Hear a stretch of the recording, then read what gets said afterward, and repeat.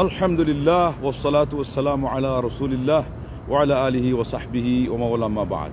তো আজকে আমাদের সৌদি আরব তথা মিডল ইস্টের চাঁদ দেখার নিয়ম অনুযায়ী 9 তারিখের এই সূর্য ডুবু এই অবস্থায় এই পরিস্থিতি গুদুলি লগনে আপনাদের সামনে অতি সংক্ষেপে একটি স্পর্শকাতর বিষয়, সময় সংক্ষিপ্ত কিন্তু বিষয় সবচেয়ে স্পর্শকাতর, সেটা বহুদিন আগ থেকে নানানভাবে বোঝানো হয়েছে, অনেকেই বুঝে নাই, যাদের সেই বোঝার যোগ্যতা ছিল না।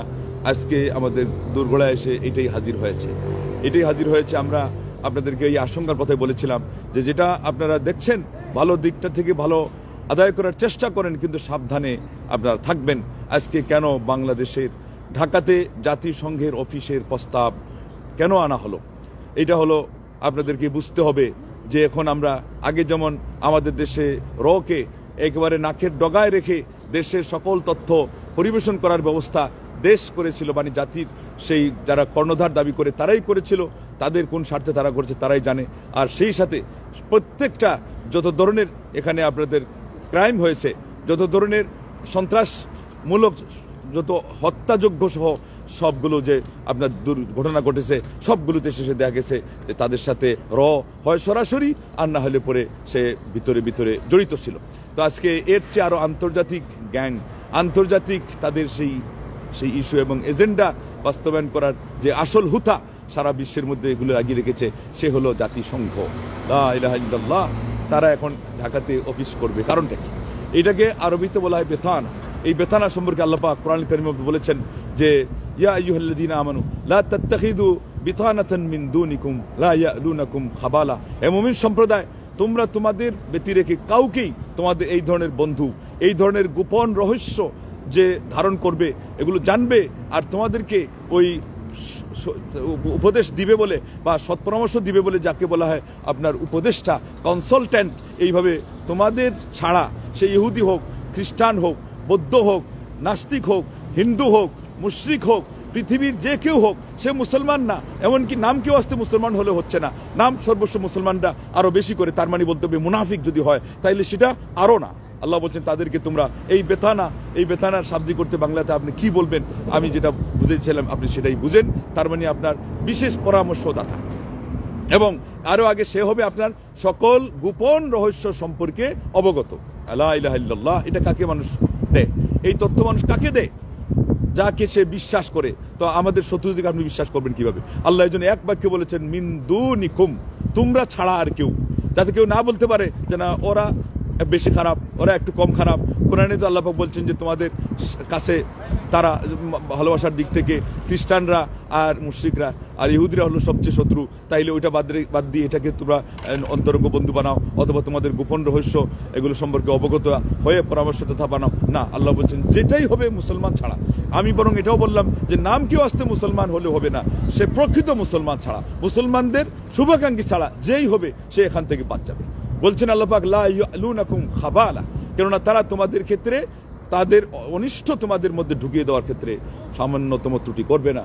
তাদের অনিষ্ট দিয়ে তোমাদের ক্ষতিগ্রস্ত করার ক্ষেত্রে যারা সামান্যতম ত্রুটি করে না, অবহেলা করে না, অলসতা করে না, এদের কাউকে সেখানে সুযোগ দিও না। ওয়াদ্দু লাউ আনিতুম কাদ বাদাতিল ওয়াদ্দু মা আনিতুম কাদ বাদাতিল বাগদাউ মিন আফওয়াহিম। তোমাদেরকে যেই জিনিস কষ্ট দেয় তারা সেটারই মানে পিয়াসু, তারা সেটারই আকাঙ্ক্ষী, তারা সেটাই কামনা করে।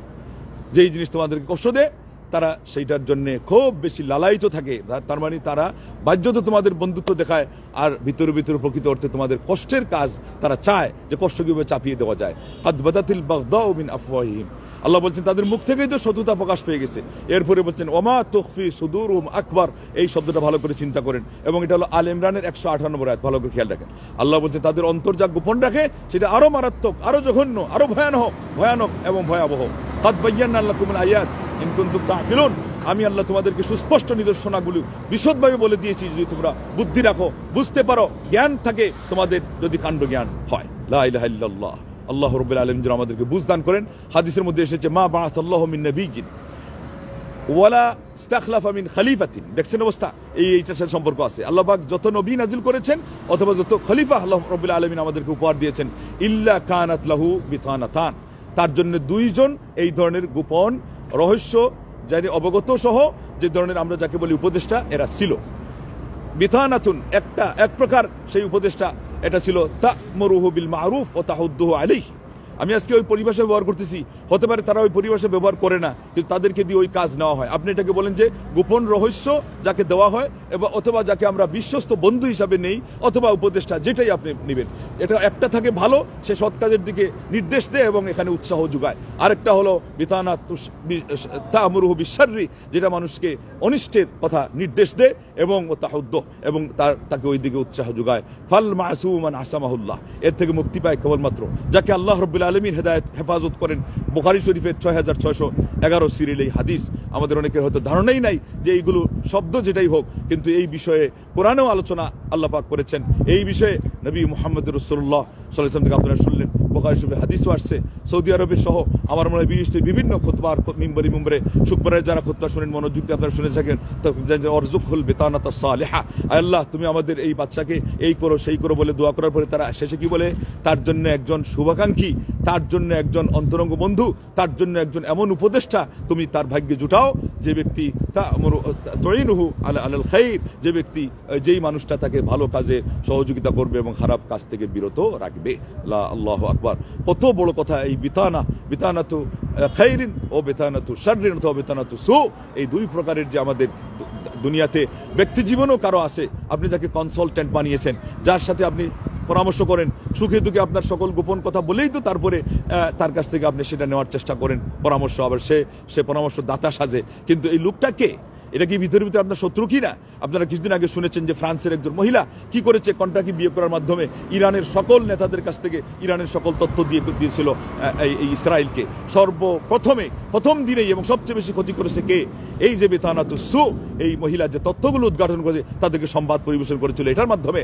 অতএব কিছু কাল আগে আপনারা বলছেন যে রয়ের মাধ্যমে এই ক্ষতি হয়েছে, আমরাও বলেছি ঠিক আছে। এখন যদি আবার জাতিসংঘের অফিস ঢাকাতে খোলা হয় তাহলে কি হবে? আন্তর্জাতিক অঙ্গনে আপনারা মায়ের খাবেন। এখন মায়ের খাইছিলেন একটা দেশের পরিসরে, এখন মায়ের খাইছিলেন আপনার পার্শ্ববর্তী একটা শত্রু দেশ যেটাকে বলা হচ্ছে, তাদের সেই সমস্ত সুবল থাবায় আমরা ক্ষতিগ্রস্ত হয়েছিলাম, আপনারা ক্ষতিগ্রস্ত হয়েছিলেন। এখন আন্তর্জাতিকভাবে মায়ের খাওয়ার এই গ্যাং শুরু হয়েছে, এই খেলা শুরু হয়েছে। এই জন্য খুব সাবধান থাকেন। এই জন্যে আলেমরা যারা যত বেশি বিজ্ঞ প্রাজ্ঞ অভিজ্ঞ, তাদের কথা সব সময় কাজে লাগে। আমাদের তো প্রবাদে এটা বলে যে বুড়ার কথা সকালে লাগে না বিকালে লাগে। আমি আপনাদেরকে বলছি, প্রকৃত যারা জ্ঞানী, প্রকৃত যারা গুণী, প্রকৃত যারা দেশের শুভাকাঙ্ক্ষী এবং যারা রাজনীতি বুঝে, যারা কূটনীতি বুঝে, যারা সমর নীতি বুঝে, যারা ইমান নীতি বুঝে, যারা আমল নীতি বুঝে, যারা ইসলাম নীতি বুঝে, যারা ইবাদত নীতি বুঝে, যারা সুন্নাহ নীতি বুঝে, যারা এর আগে আকীদা বুঝে, সেই সমস্ত আলেমরা। এবং আমি বলছি না যে একটা নিয়ে কোয়ার ব্যাং হয়ে যারা থাকে, না, আলেমে পার্থক্য আছে। ইমাম ইবনুল কাইয়িম রাহিমাহুল্লাহ মাদারিজুস সালিকিনের মধ্যে বলেছেন, একটাই আমল, একই কাতারে দুই মুসল্লি নামাজ পড়বে, মানে একই নামাজ পড়তেছে, একজনের স্থান জমিনে আরেকজনের স্থান আসমানে। বলেছেন একই আমল করবে, একজনের এই আমলের মাধ্যমে জমিন পর্যন্তই তার পদচারণা থাকবে, আরেকজন সেই সুদূর আসমানে আল্লাহু আকবার উর্দু গগনে সেই দিগন্তে চলে যাবে। কিসের মাধ্যমে? যোগ্যতার মাধ্যমে, ইখলাসের মাধ্যমে। আর এই বৃত্তি হাদিসের মধ্যে আসছে যে এই উম্মতের জন্য আমলের সব শুরু হয় 10 থেকে যায় কত 700। বুখারীতে মুয়াত্তা মালিকে আল্লাহ যত চান সেটাকে দাও, সেটার কি অপরিসীম, আসমানেরও আরো উপরে। আল্লাহ আমাদেরকে বুঝার তৌফিক দান করুন। এই জন্য জ্ঞানীদের কাছ থেকে জ্ঞান নিতে হবে, তথ্য নিতে হবে।